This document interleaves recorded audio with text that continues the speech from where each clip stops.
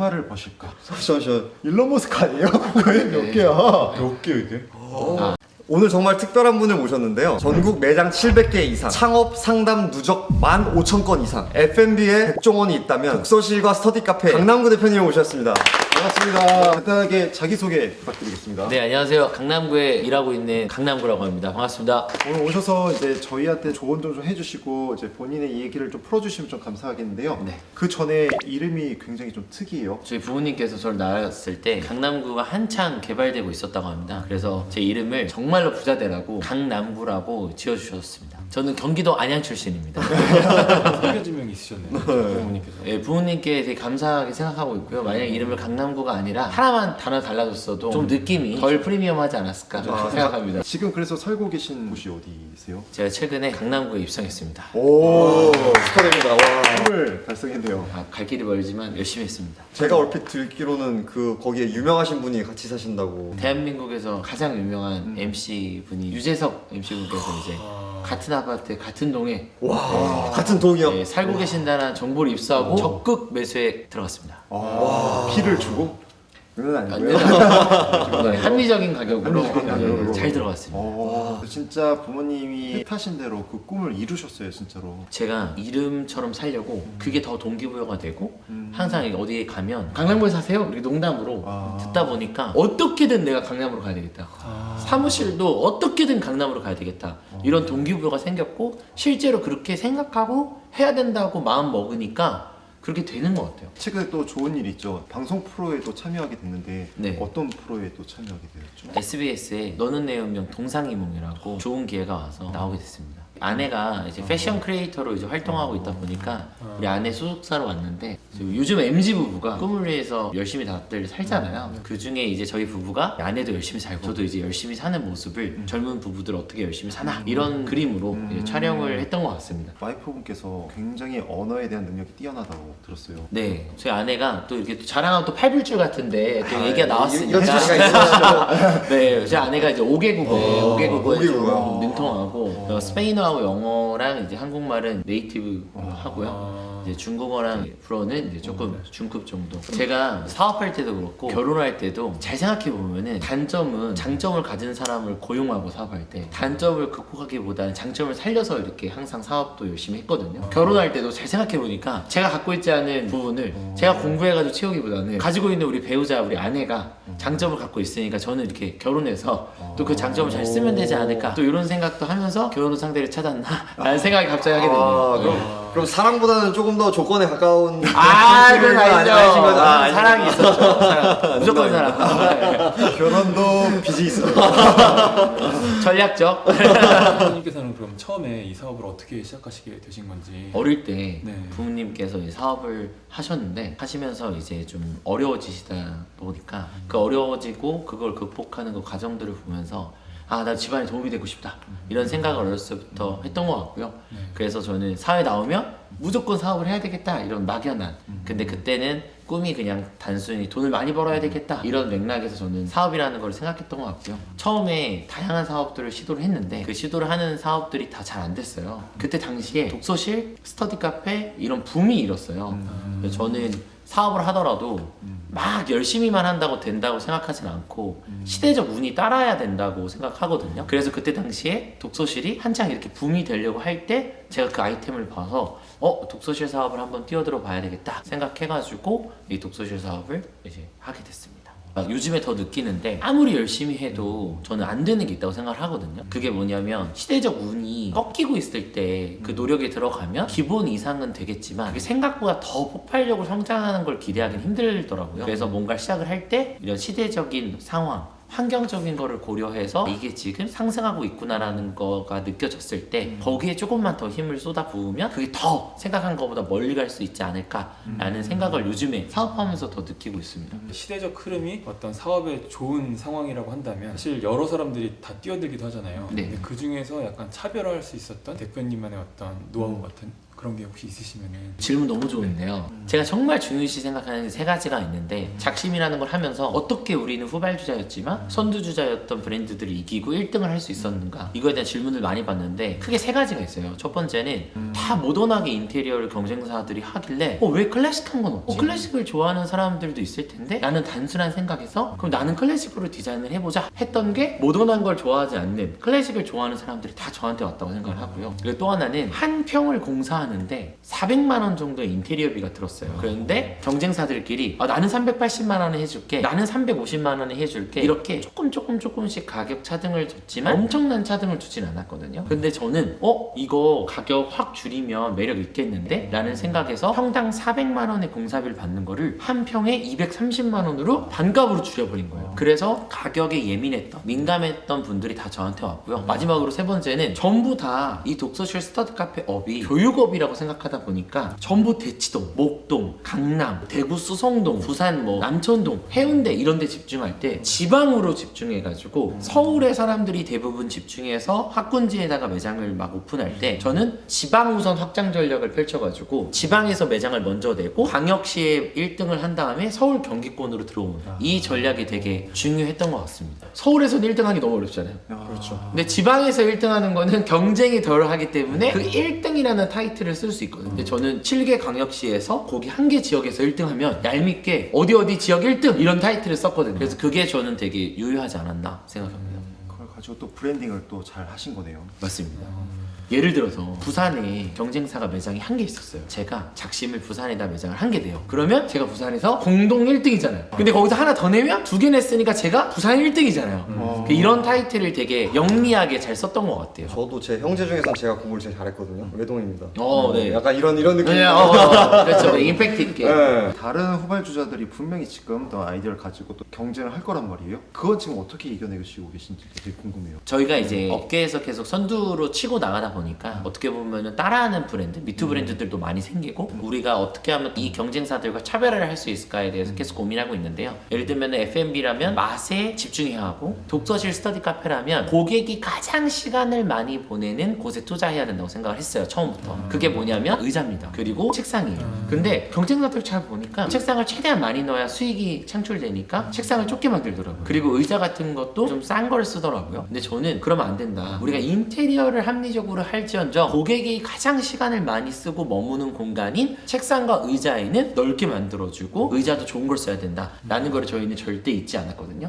그래서 그 본질적인 부분에 대한 투자는 꼭 지켰던 것 같습니다. 그렇게 경쟁사가 아무리 따라해도 그 노하우가 분명히 저는 있다고 생각하거든요. 그래서 그 노하우에 대해서 나는 뭘 차별성을 가질 수 있을까, 이거를 계속 고민하면 좋을 것 같고, 또 하나는 인테리어는 다 따라할 수 있는데, 그리고 제가 지금 말한 것들도 다 따라할 수 있잖아요. 근데 지금 이 안에서 남들이 따라할 수 없을 게 뭘까 계속 생각하다가, 자기주도 학습하는 사람들이 가장 많이 소비하는 게 뭘까를 고민해서 저는 온라인 교육 컨텐츠라고 생각을 했거든요. 대한민국에서 1등, 2등 하는 컨텐츠들을 제2회 와서, 그것도 독점 계약을 처음엔 다 체결했습니다. 다 가지고 와서 우리는 학생들에게 공간에 대한 비용을 지불하면 무상으로 이 컨텐츠를 줬어요. 여기서 저희가 완전 프리미엄한 이미지를 구축했고, 이게 빠르게 차별화를 가져갈 수 있었던 것 같습니다. 내가 교육이 되는 것 같아요. 진짜 본질 집중하는 것.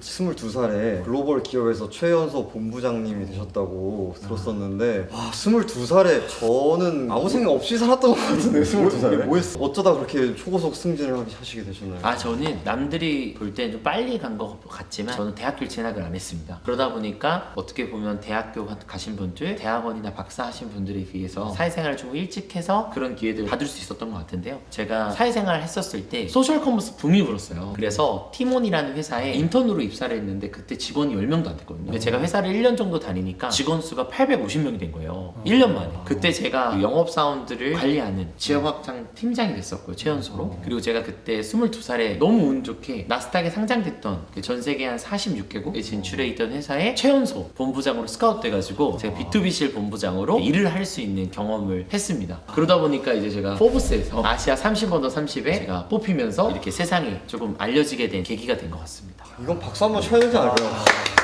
진짜 대단하죠. 어떤 다른 걸로 그런 것들의 브랜딩을 만드시니까 사실 학벌이라는 것들이 의미가 없어지는 것 같아요. 그래서 공부 괜히 했다는 생각이 조금 들기도 하네요.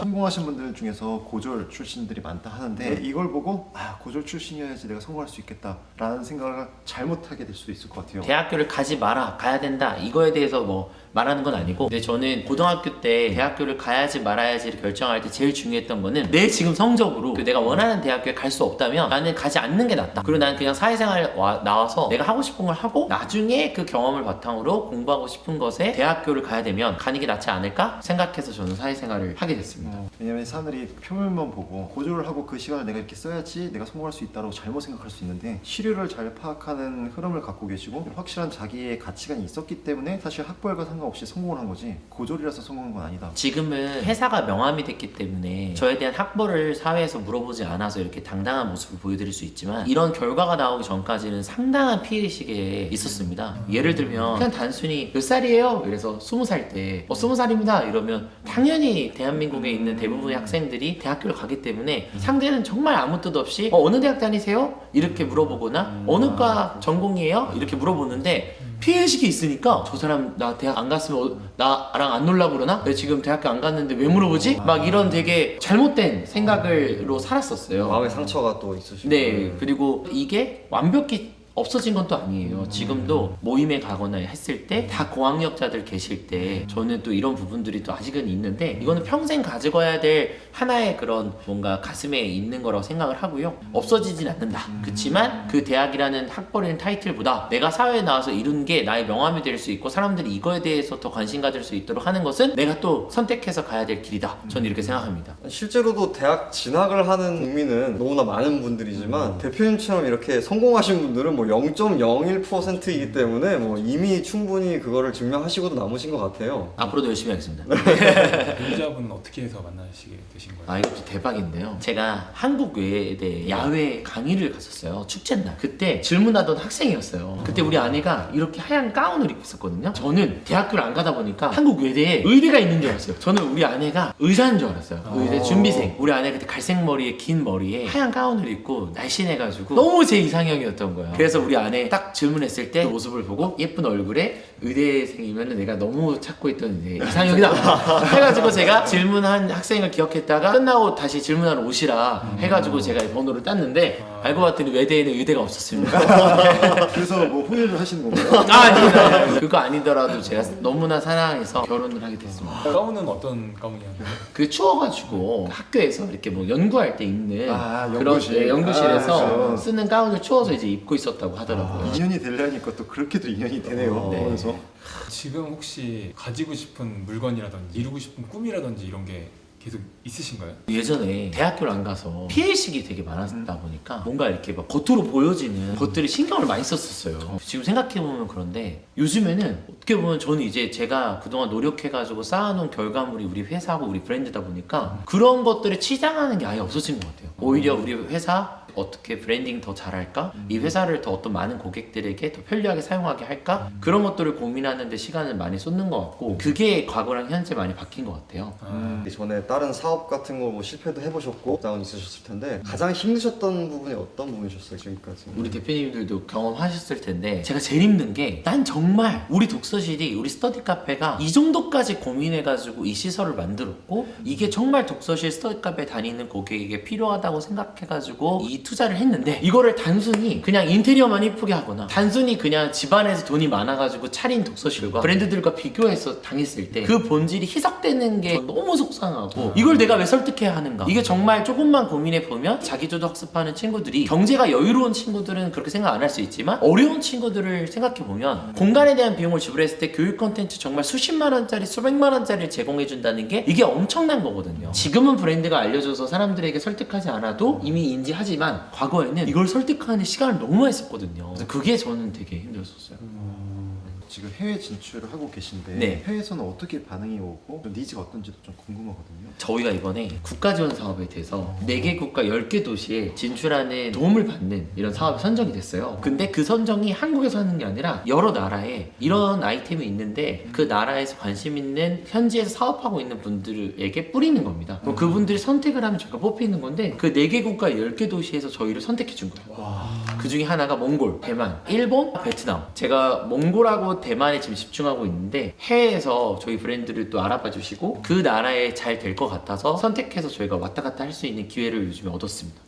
작심 브랜드를 쓰실 때 작이면 보통 J라고 쓸 줄 알고 네. 짝심일 것 같은데 Z를 쓰시더라고요. 그래서 맞습니다. 싹심인데 왜 싹심으로 하신 이유가 있으실까요? 많은 분들이 왜 이름이 작심이에요? 그 작심삼일이 좀 부정적인 뜻이잖아요. 마음먹으면 3일을 가지 못한다. 근데 그때 당시에 경쟁사 전부가 다 영어 이름으로 되게 뭔가 멋있게 이름을 지은 듯한 느낌을 받았고 그래서 저는 작심으로 이 한문이 뜻이 주는 의미가 너무 좋은 거예요. 마음을 단단히 먹다. 그리고 제가 되게 좋아하고 되게 중요시하는 실행력, 실천하는 거. 저는 마음먹음을 실천할 수 있게끔 잡아줄 수 있는 공간이 되면 좋겠다 해서 저는 이름을 작심이라고 지었습니다. 그 Z는요? Z. 영어 단어에 대해서는 뭔가 그렇게 크게 우리가 막 생각하기보다는 Z로 하자 이렇게 조금 단순하게 생각했던 것 같아요. 근데 그것도 되게 좋은 것 같아요. 이제 격투기 단체 ZFN도 이제 있는데 그 뜻이 격투기 단체 이제 마지막 그게 끝이 되고 싶다라는 의미도 있다고 하더라고요. 그래서 그것처럼 작심 스터디도 Z가 이 모든 공부의 끝이 여기서 된다라는 Z 의미도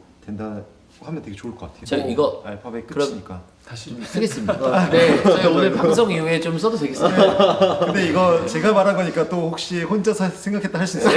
증거도 좀 남겨주세요.